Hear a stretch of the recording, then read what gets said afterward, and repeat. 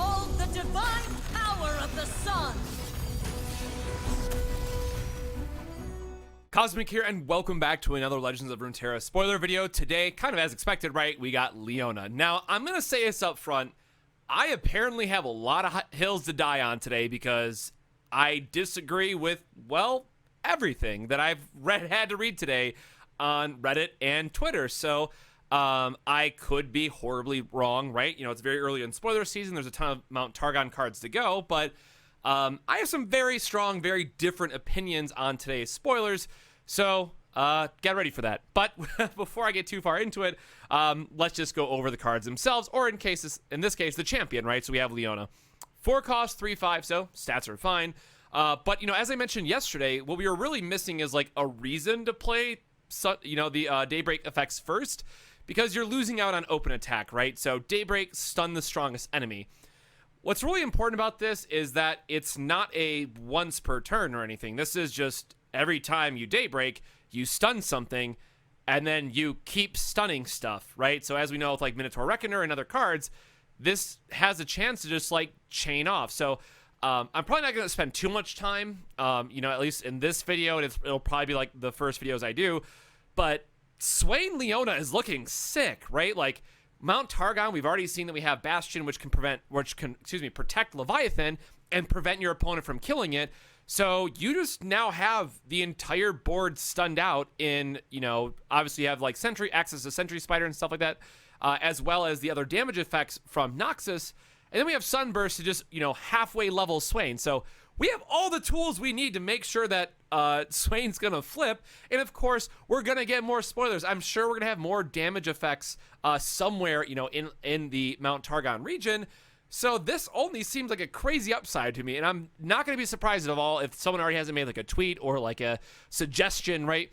Swain Leona is just going to be hell to play against, because if it gets going, right, Swain and Leviathan already locked down 3 things, and it's really not going to be hard for Leona to lock down the rest of it. Now, again, the kind of thing that we have to balance this against is how many Daybreak cards are we running? Like, how easy is it going to be to level up Leona? And honestly, I think it's going to be bloody easy. Obviously being one of the easiest next to, like, Lulu that we've seen so far for level up conditions. And this isn't even all the Daybreak cards, so sure, I'm all for it. The other thing to mention, too, is, like, in the Swain style of decks, right, usually your early turns are try to be like more protective because your game plan is more of a late game strategy. Well, we have the Shield Bearer from yesterday that I just talked about, that becomes a 3/6 when you play it for a turn.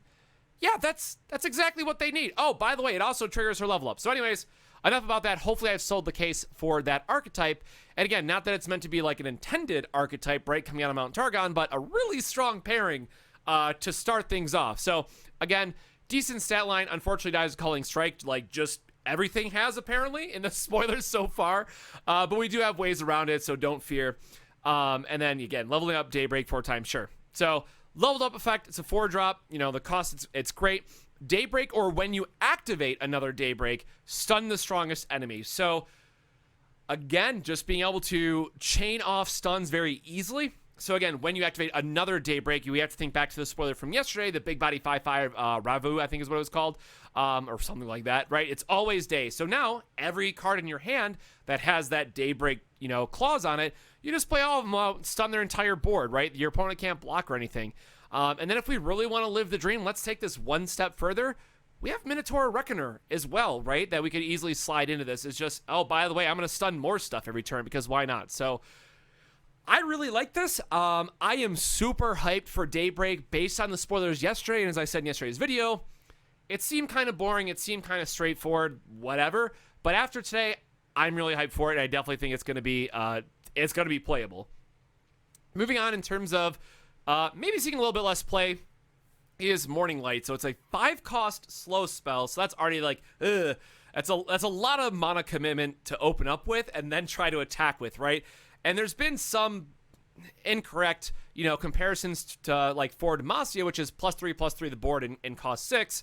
But the real benefit of For Demacia is that you were generally playing the unit that created one and put into your hand. So I really don't like this card, at least right now. But if we see a few more Daybreaks that really matter, obviously the Sun Guardian being a big one, or a card that can generate this to your hand, then I'm going to like it a little bit more, right? So Daybreak, activate all allied Daybreaks effects at once. So one kind of rules clarification I want to bring up here right now is between the level 2 effect and her Morning Light spell. It is not a board stun. It is only going to trigger twice. Now I know Riot has been leaving a little bit to be desired with some of the wording and like rules clarifications. If you've been watching my content for any amount of time, you know that I've been a big proponent for we need a rules book at some point, and hopefully we'll get that. But the set designer came out, made a confirmation, so we know that's how it works. And I think, you know, people went from making this card saying it's OP as anything to barely playable.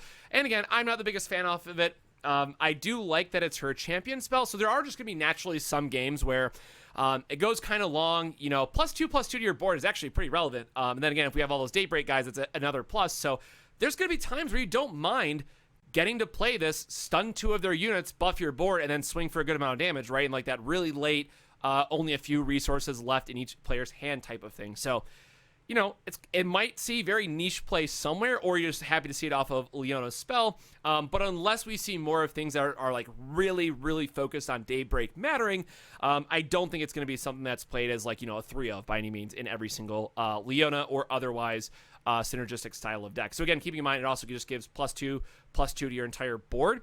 So if for some reason the Daybreak and Nightfall style of deck comes together, then cool, you're still at least being able to have an entire board buff instead of just, you know, having half the effect sort of thing. Like if it only affected your Daybreak units. So that's a little bit more of that fantasy of wanting to have both Solari and Lunari units coming together into one deck, right? Where you can have that kind of back and forth synergy of opening up with the Daybreak and then playing a Nightfall card, right? So have to wait and see, but at least from the spells today, it's giving I'm going to give this one my lowest rating, at least for now.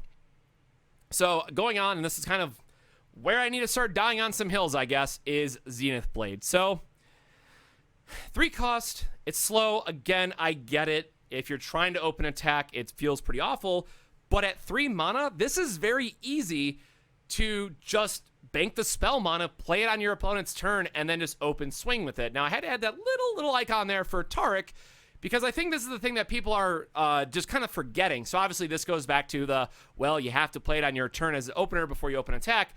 We can play Zenith Blade, grant him that effect, +1/+2 and Overwhelm. Again, all these spoilers leading up to now, we've talked about Mount Targon needs something to grant Overwhelm, so it's not just elusives that you're giving all these buffs to. And we got it! It's in Zenith Blade. This is exactly what we've wanted up until this point. We need to be hype about this card. And again, I'm not saying that it's like a 5 out of 5, everyone's gonna play it, oh my god, it's groundbreaking. But people have like literally been calling this just unplayable junk, when literally the first 2 spoilers that we've talked about are everything that this card wanted to have and more. And the fact that it replaces itself, so let's say they have a, you know, Vengeance or something for your big threat. You still have another Zenith Blade in your hand that you can just play it. So it's also deck thinning. So again, maybe I'm not trying to like oversell this or anything. I'm just trying to like correct the rating of it. In a region that is all about permanent buffs, having really big units, and doing big, beefy guy things, Overwhelm is perfect.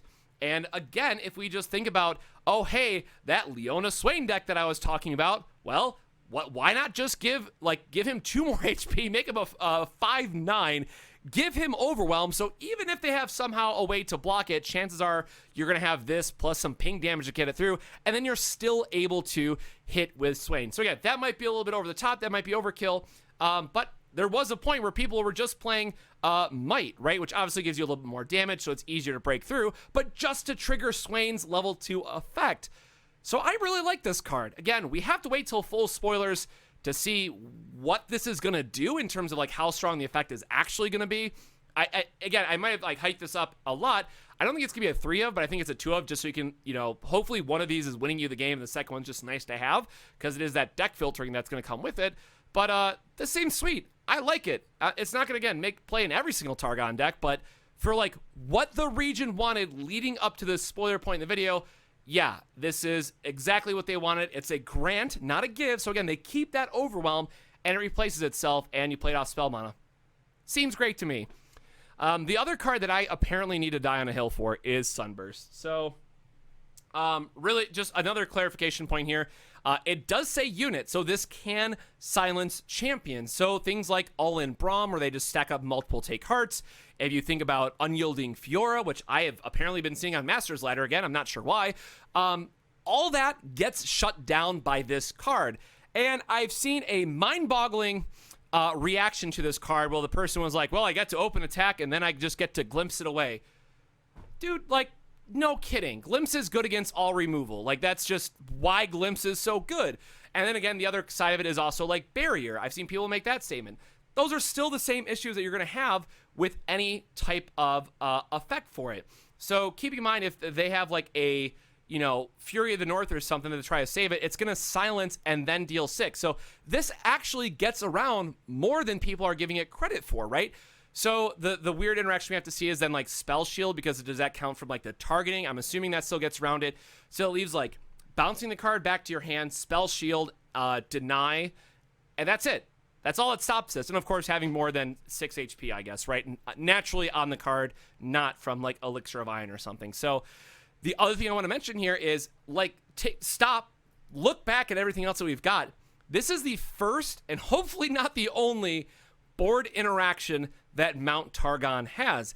And I'm, again, not saying that needs to go in every single Mount Targon deck, but if you like Leona and you realize that, oh no, I have to actually control my opponent's board at some point, you need some level of base interaction with your opponent. And you go, well, Sunburst is all we got. Guess what? You're running Sunburst then. And it's nice too, because it just still works with her, right? So if you have Leona on board, you play the Sunburst, get to remove their big threat you hated, stun the next thing, and then still have a decent attack, right? So there are other ways to make this work, or just combo off with other cards. So again, and hitting Anivia is kind of another big one there too, right? Because Anivia just gets yeeted by this. So the downside there is that like Anivia dies, and if we think about like the Rekindler style of decks, yeah, it just comes back, but at least the egg is gone. So I really like Sunburst. Again, I'm not saying it's like a 5 out of 5. Every Targon deck has to play it. But if this is like the only decent removal that they get, right? Chances are you're probably going to be running it unless you find like some really, you know, curved stone style of support deck that's just good enough to close out games. Then maybe you use various cards from Ionia for like your battle tricks instead of having a 6-costed card, right? Because within Ionia you have the ability to make spell mana. You have like Twin Discipline. You still have Deny, which yes costs 4, but it's easy to save 3 spell mana for +1. There's a lot more efficient tricks that you can have where, as long as you don't care about just a unit still being like stuck on the board outside of bouncing it with Will of Ionia, you don't care about Sunburst as much. So at least these last 2 cards I have very, very strong opinions about that are apparently different than what I've been seeing for both on Reddit and Twitter and even in the official Discord. So again, I could be wrong. That's why I'm going to wait until like the 25th, where we get the full spoiler reveal to actually go more in depth. Okay, let's look at all of Mount Targon's spells, or I should say removal, and how much do they really have, right? Does Sunburst then become an auto-include because you just need it as a 1 to 2 to have some level of interaction? Or are you just forced to take like Demacia for single combat? PNZ has like Thermo Beam, which just gives you more flexibility, even though it doesn't silence champs, right? That's when we'll finally have the bigger picture to have a better understanding of what each one of these are going to be doing. So again, overall, even outside the whole Swain big brain style of deck, right? Because Bastion's still an insane card, I just really like today's spoilers. I think Daybreak is solid. I was really happy with how the design came out of it. I'm a little worried about how strong just spamming stun effects are going to be. Like, that's my one big red flag that's popping up from this. But overall, I can still be pretty excited for today's cards, because it's not something like the last couple of previews that we've seen that didn't have as many interesting designs or effects behind it.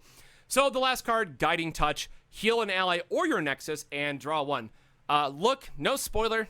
I'm a blue mage player. I played blue in Magic the Gathering back in my day.